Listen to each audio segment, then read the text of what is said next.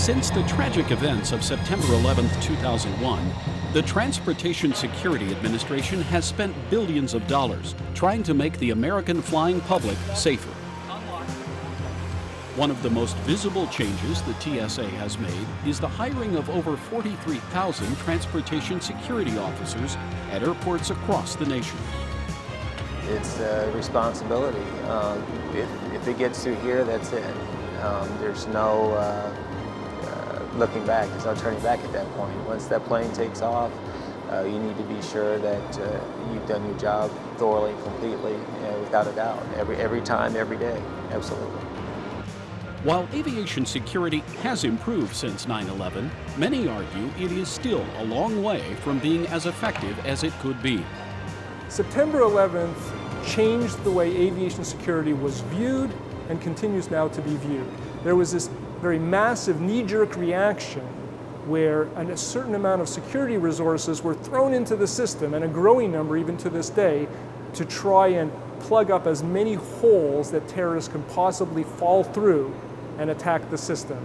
The biggest one is the requirement to screen all of the bags. I mean, I think Congress gave essentially a year mandate to do that, threw a bunch of money at it without any thought.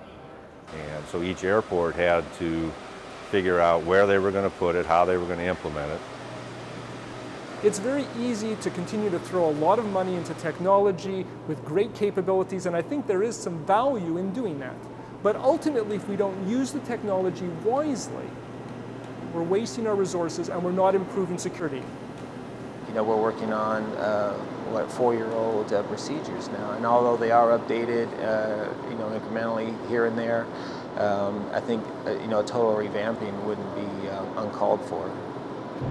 Congressman Tim Johnson, one of the lawmakers responsible for overseeing the TSA, admits the system needs improvement. Anyone who suggests in government or anywhere else that they can make you 100% safe in every case, always, is either delusional or is lying to you.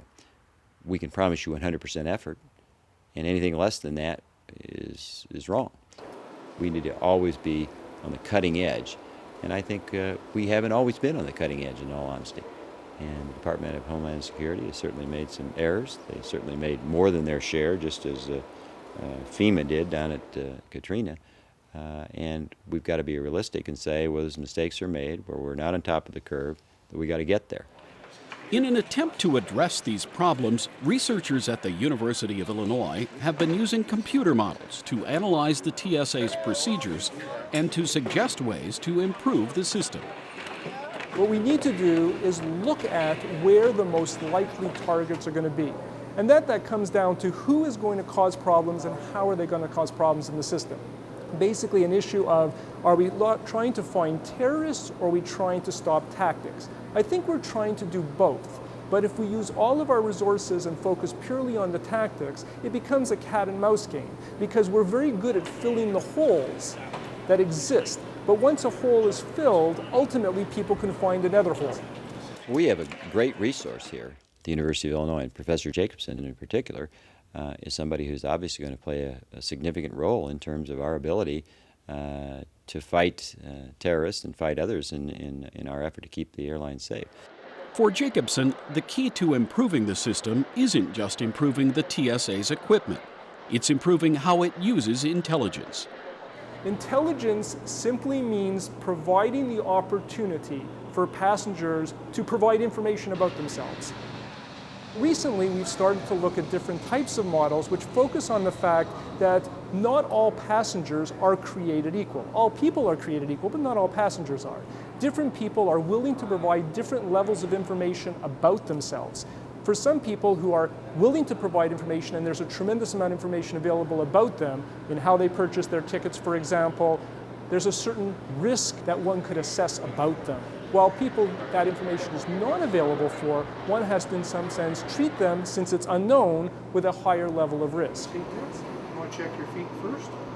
By reserving the TSA's higher-end screening procedures for more risky passengers, Jacobson argues that the system can be made safer and more efficient for everyone.